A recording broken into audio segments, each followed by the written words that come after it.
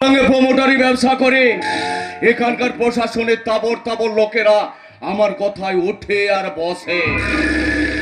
তুমি তো একটা ছাড় পোকা মাত্র। চলে বাবলা, না গেলে ব্যবসায় ফায়দা তুলবো কেমন করে? আর ব্যবসায় ফায়দা তুলতে না পারলে আপনাদের মতো কুত্তা পুষবো কেমন করে? সেজন্যই তো বলছি বড় বাবু, বোঝান বোঝান, সবাই নতুন ছোকরাটাকে একটু ভালো করে বোঝান। যদি বোঝে তো ভালো, আর যদি না বোঝে তাহলে কি করবেন? জানে মেরে দেবো। চলুন বড় বাবু, আগামী সপ্তাহে সারদা পল্লীতে আমি ভিত পুজো করবো। আর এই সারদা পল্লীর মানুষদের বুঝিয়ে দেব এই সারদা পল্লীর আসল মালিক হলাম আমরা। এখানকার পাবলিক খাবে ঘাস বিচলে, আর আমি খাবো খেয়ে। স্যার আপনি পাঁচু পাঁচু খাস থাকে আপনাদের গরু আর আমার ক্ষীর। চলে বাবলা। হ্যাঁ চলো।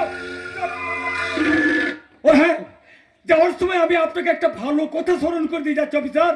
এরপরে কোনোদিন যদি আমার নামে কোনো কমপ্লেন করো, তাহলে সনাতন ঠাকুরের পাশের সিটের রিজার্ভেশনটা আপনার নামে কনফার্ম করে দেবো। ভাবলো কথাটা জানিয়ে দিয়ে গেলাম। স্যার